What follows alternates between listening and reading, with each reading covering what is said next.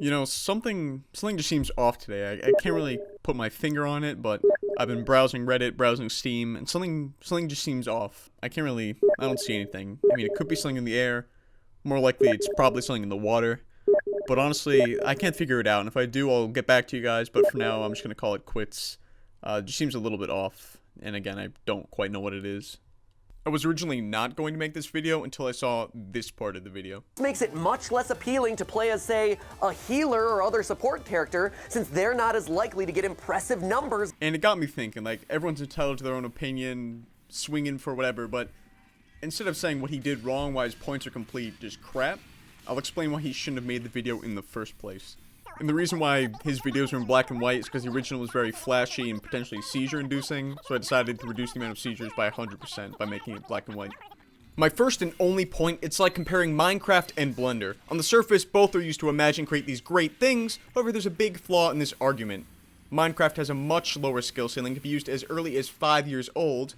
Blender, on the other hand, has a much higher skill ceiling. Granted, I don't know what age, but I had a fair amount of trouble with it in my high school years. And wow, I sound edgy. But now you might be thinking, Dove, those two apps are nothing alike. On the surface, they sound the same, but they don't work the same. And that's precisely my point. Minecraft is a game with simple building. Blender is a software with more complex building. And put building for Blender in quotes, please. And with little to no experience, you could build a dirt castle in Minecraft in about 10 minutes. The same would take hours in Blender. Now, if you take the same argument and apply it to TF2 and Overwatch, you get the same result. For argument's sake, we're going to take the competitive side of TF2, because it's the most similar to Overwatch. Competitive TF2 sixes is like a game of chess. You have various classes, you have numbers, you wait for picks, and you use strategy. On the other hand, competitive Overwatch is like a game of rock, paper, scissors. You use heroes to counter other heroes, you use ults and combos and chains. Now, I'm not trying to bash either game, by the way, I'm just trying to explain how they're both different in terms of teamwork. They might look similar, they might feel similar, but they're not. I honestly think people coming from games like Dota 2 and League of Legends would enjoy and be better at Overwatch. Whereas people coming from games like, well, I'm not entirely sure, but for argument's sake, people coming from Battlefield and CSGO would enjoy and be better at TF2. And quick disclaimer, unlike Matthias, I haven't played these games enough. I'm just assuming based on how they're described or how they seem at a first glance. Dota and League of Legends seem like strategy and rock, paper, scissors games. Battlefield and CSGO seem like placement-oriented games. But that's just a theory, and I pulled this out of my bum theory. Thanks for watching. If you like more videos like this, don't. I don't have any other videos like this. I'm just mocking game theory at this point. And honestly, if Pat Matt did his video to gain attention from the TF2 community and acquire that lucrative street cred, GG, you played us.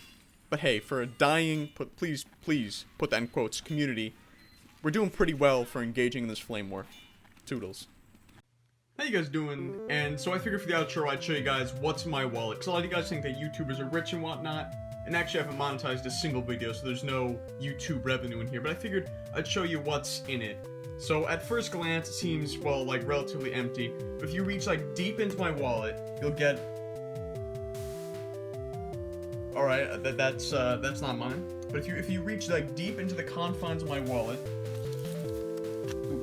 get a duck. I'm not entirely sure why that's in there either, but we're gonna let that one slide. And if you reach like deep in,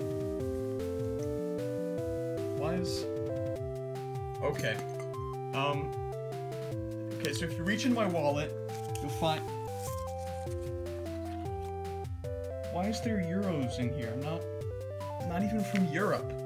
Why is there, what is in here? Nothing. It's a stick of like wet gum, like, I don't get it.